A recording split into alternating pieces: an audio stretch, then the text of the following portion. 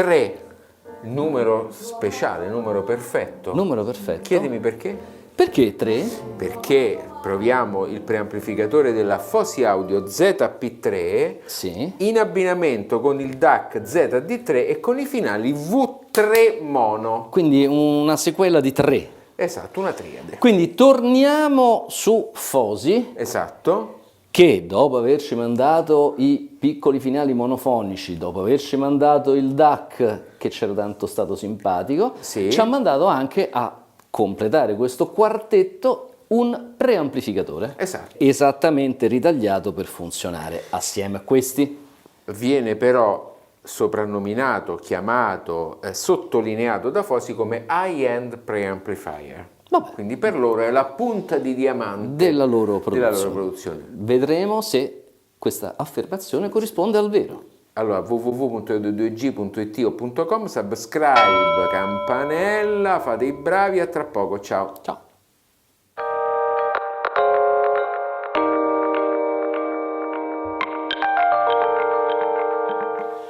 Giulio sta qui perché pensa che se non è perfettamente dritto e appoggiato suona diversamente, giusto? Sì, no, ma poi insomma, se non è perfettamente dritto e appoggiato a me dà fastidio, quindi E anche a me. io mi appoggio per evitare che faccia così. E perché fa così, Giulio? Perché dietro c'è il cavo dell'alimentazione che se lo trascina.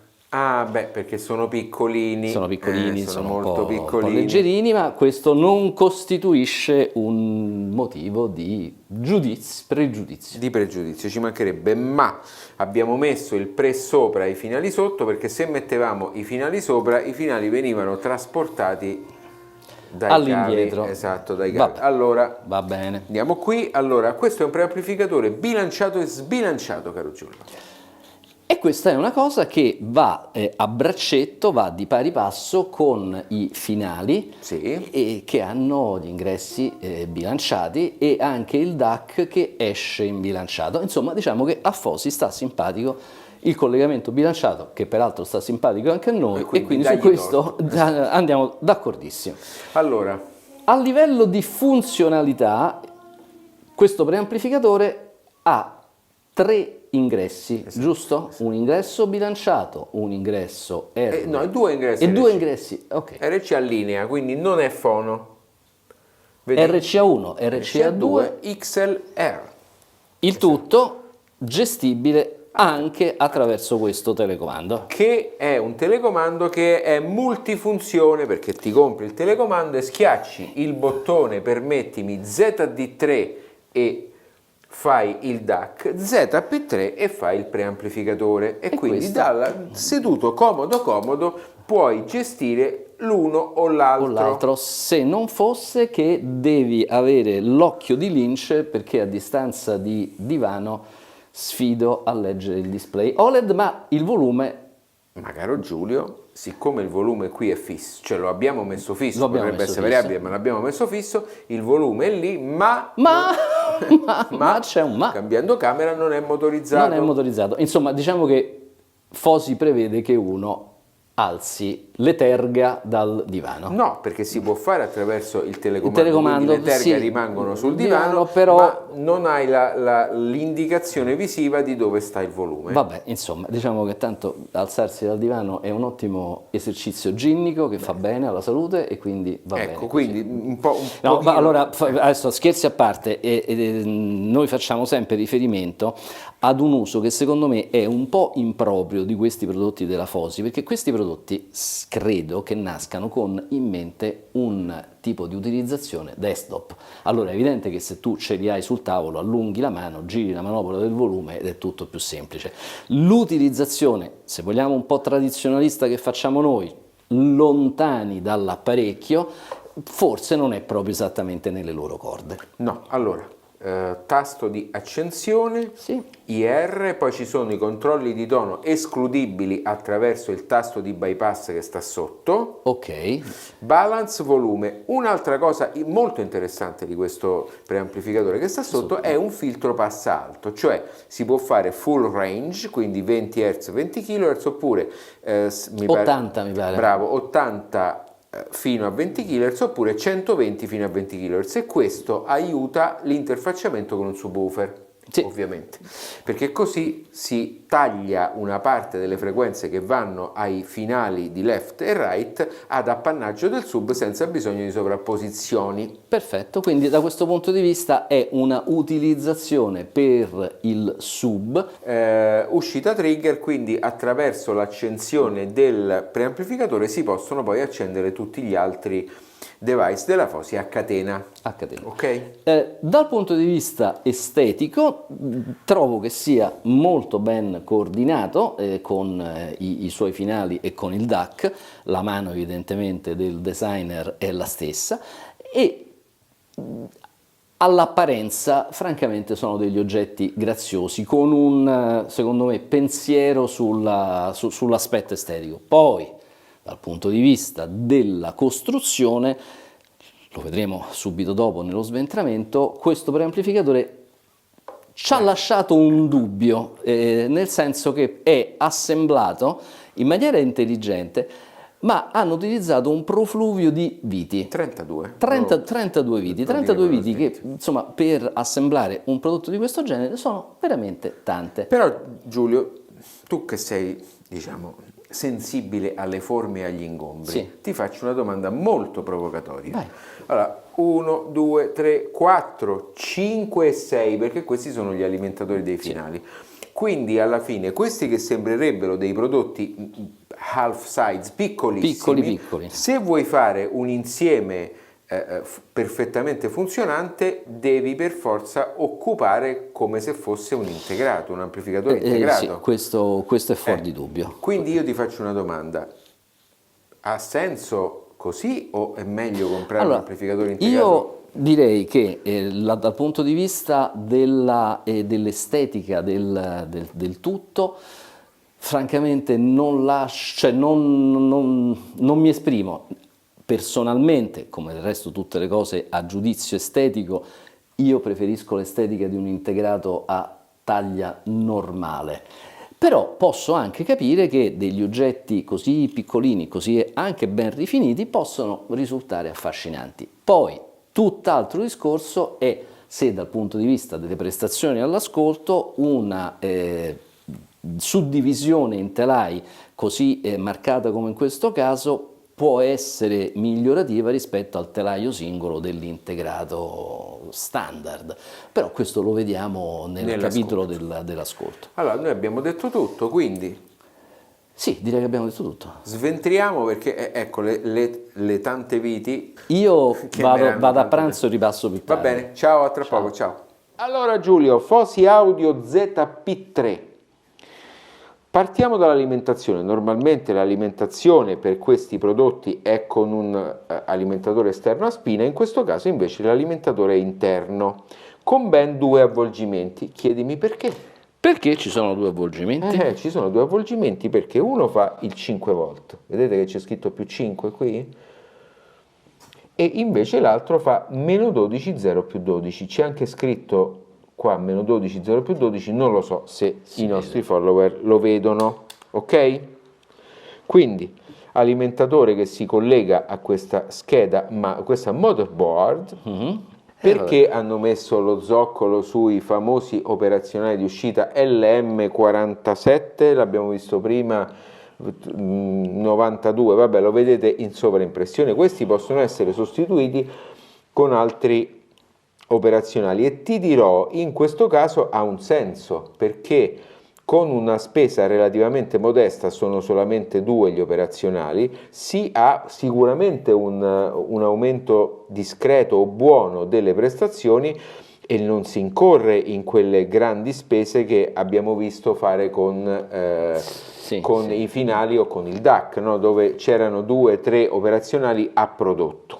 Altra cosa molto molto apprezzabile è quella che ci sono tutti i relè che servono per fare lo switching. Potevano usare, vista la classe del prodotto, dei commutatori a stato solido, invece hanno usato dei mini relè, molto buono. Vediamo alcuni operazionali che però non si possono staccare, quindi SMD. Interessante questo perché qui c'è il controllo di balance e i controlli di tono. che sono fatti con dei potenziometri semplici, quindi non sono sotto encoder. E questo perché? Perché, come vedete, qui c'è cavo di ingresso del segnale e cavo di uscita del segnale, e proprio dietro la scheda, qua, c'è l'operazionale con tutti i componenti che fanno il filtro passa alto e il filtro passa basso. Questo invece, essendo il balance, non ha bisogno né dell'uno né dell'altro. LED per IR, i 3 LED per l'ingresso RCA1, RCA2 e XLR, e questo è il tasto di accensione. È fatto invece a encoder il potenziometro del volume, eccolo qui.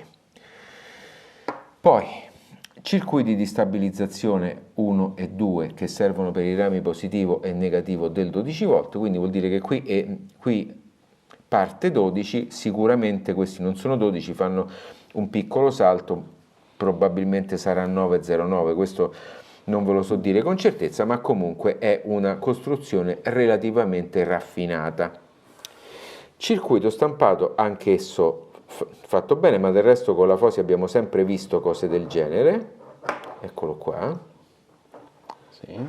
E poi il contenitore, infine, ecco. Un estruso piuttosto ben fatto, facciamolo vedere lateralmente, Esatto. Così si capisce bene il concetto. Eccolo qua, l'estruso. Allora, siamo pronti per l'ascolto. Io ho la mia idea, Giulio anche, ve la diremo fra poco. Ciao. Ciao.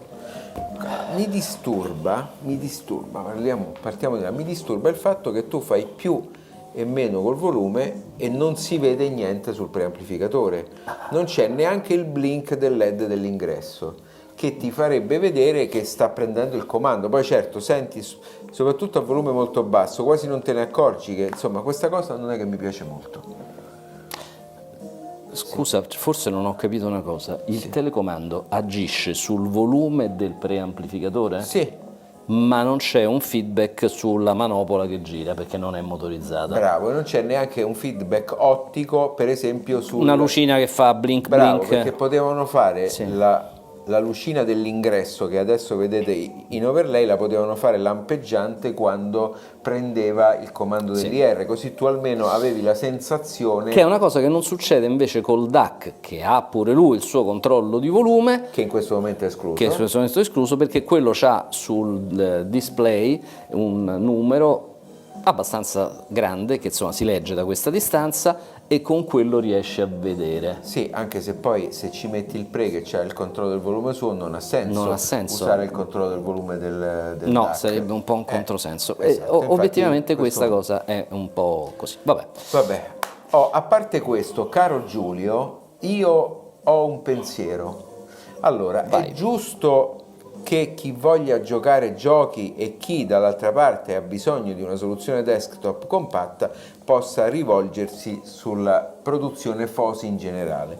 Dall'altra parte però sono assolutamente convinto sempre di più del fatto che non sono una soluzione hi-fi con un rapporto qualità-prezzo conveniente, perché se io sommo i 199 euro del DAC, i 199 euro del pre e i 289 euro dei due finali con l'alimentatore a 36, in questo caso abbiamo usato quello a 48, faccio 700 euro e io con 700 euro Giancarlo Valletta mi compro un amplificatore integrato. Ecco, te l'avevo già detto prima nella descrizione, adesso lo ribadisco meglio nell'ascolto. Questo è quello che penso io. Poi se qualcuno mi dice sì, però io ho bisogno di una cosa che metto sulla scrivania relativamente piccola, allora compri l'integrato piccolo della Fosi e siamo d'accordo. Ma se ci devi mettere tutta questa sfilza di roba con tutti i cavi poi verso gli alimentatori che sono grandi, gli alimentatori a 48 volt, ma quelli a 36 sono poco più piccoli, secondo me perde un po' il senso. Ecco. Poi dopo ti dirò che cosa ne penso dal punto di vista dell'ascolto. Ecco, scusa lo sfogo. Allora, io la stavo dicendo in maniera diversa, ma poi tutto sommato la conclusione ci si avvicina abbastanza. E tolgo di mezzo completamente il discorso degli ingombri, della funzionalità, facciamo che parlo soltanto del suono. Ok. abbiamo detto 700 euro. Sì. Io ho l'impressione che a 700 euro di integrati meglio suonanti di questa soluzione qui ne sono passati. Tantissimi. Per 700 euro? Per 700 euro, allora stavo pensando adesso al Rega che abbiamo provato, il piccolino, Sì, il Brio MK7, Sette. sì, che costa poco di più, Sì, perché dunque lì abbiamo detto che è uno street price, cioè un prezzo di listino di 900, mi pare. 99, una cosa Sì, del una cosa del genere, forse come street price si trova a qualcosa in meno, però dal punto di vista, per me, Giulio, parla Giulio, dal punto di vista proprio della qualità sonica c'è una differenza abissale. tanti altri prodotti, ma anche più economico quel Pioneer che costava 300 euro, meno potente sicuramente. Il Rotel, quello che abbiamo provato, uno l'abbiamo provato, me lo ricordo, andava meglio. Anche la 8, super economico, quello Sì. che costa 400 euro. Sì. Ora, questo pre io mi aspettavo che potesse dare un valore aggiunto, una marcia in più ai finali, ma no, non mi sembra che, No. che ci sia stata questa cosa. No, anche perché poi con quel DAC puoi collegarci i finali direttamente. Questo loro lo vendono come un hub, quindi come una possibilità di poter collegare più sorgenti analogiche e poi andare verso Ma i finali. più Però- sorgenti analogiche, stiamo parlando di una sorgente XLR e una sorgente, e due sorgenti linea. Cioè rispetto al DAC, sì, il DAC vai diretto dentro al pre, però io ho avuto, diciamo, la sensazione che il miglioramento tra con il pre e senza il pre non è che sia stato così. No, No. no, è un prodotto che certo però, perché è anche giusto dire le cose per come sono, per 199 euro che costa indubbiamente è completamente bilanciato perché il circuito è completamente bilanciato, è fatto con operazionali relativamente buoni e se volete li potete cambiare l'alimentatore, quindi è un prodotto che come rapporto qualità-prezzo indubbiamente è un prodotto eccellente, se Certo. vogliamo parametrizzarlo ai 200 euro. Se però poi lo vediamo non tanto da solo, quindi con l'unica valore aggiunto di poter mettere qualche ingresso analogico, ma nel suo complesso collegato con le altre cose tifosi, io sinceramente non ci vedo Allora, grande io senso. non so, forse magari io l'ho presa dal verso sbagliato questa prova Allora, c'è una cosa che a me non torna. Il DAC da solo a me era piaciuto tantissimo. Anche a me. Io il DAC l'avevo trovato un prodotto super onesto, ben funzionante, Con un gli Sparcos suonava benissimo. con un sacco di caratteristiche positive, quello mi era strapiaciuto. Le amplificazioni, francamente, ok, un rapporto qualità-prezzo eccellente, ma non riesco a farle entrare nel mio, diciamo, ad accettarle, a goderne dal punto di vista proprio dell'ascolto. E mi pare che questo simpatico preamplificatore sia un po' sulla stessa direzione. Segua un Insomma, po'. mi aspettavo, ecco, che avrebbe potuto anche magari a livello di matching delle impedenze, insomma fare qualcosa in più, Un passo in più. esatto, ai due finali, che francamente io credo che se pilotati direttamente dal DAC fanno Sì, benissimo guarda, il loro mestiere. Io ho fatto una riflessione, siccome Fosi ha debuttato da poco con un giradischi che mi pare si chiama Gaia, no? Non me lo ricordo. Luna, una cosa del genere.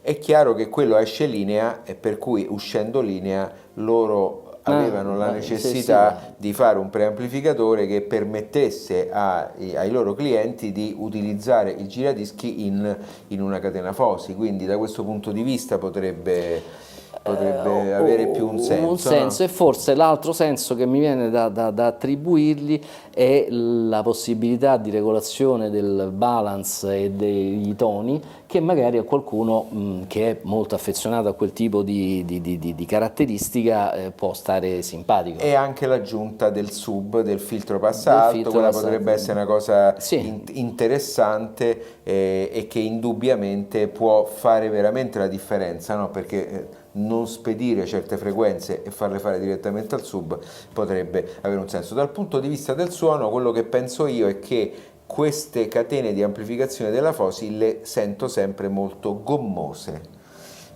Soprattutto la gamma medio-bassa è una gamma che non sa fare silenzio, cioè è come se i suoni fra di loro fossero in qualche modo influenzati, quindi soprattutto nel basso e soprattutto a volume un po' più alto non sento la definizione, la granularità del suono, ma invece sento una sorta di quasi massa informe che non mi fa decifrare perfettamente ogni singolo strumento.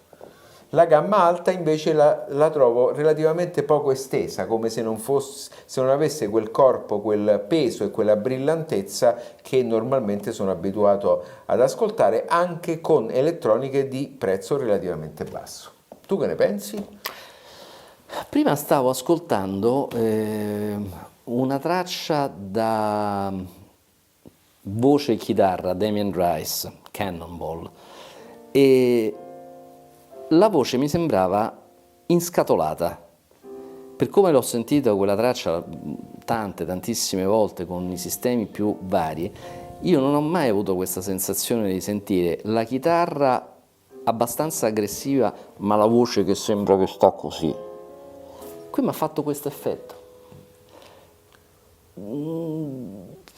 Francamente non ricordo di averla sentita alla stessa maniera con i due finali e il DAC. Quindi, che vi devo dire? Ecco, no, non mi ha particolarmente convinto. Ne riconosco l'utilità in certi setup, ma non mi sento di poter dire che c'è un accrescimento della qualità del suono con questo preamplificatore. Esatto. Va bene. Vabbè, quindi www.audio2g.it.com, subscribe, campanella, seguiteci sui social, per cortesia andatevi a leggere il sito, andatevi a guardare il sito perché ci sono tante cose interessanti, anche per esempio sull'op amp rolling, sul quale io ho scritto un articolo piuttosto interessante quando abbiamo fatto la prova del DAC e quindi l'abbiamo provato con col chipset Sparkos. Ok? Ciao, grazie. Ciao, grazie.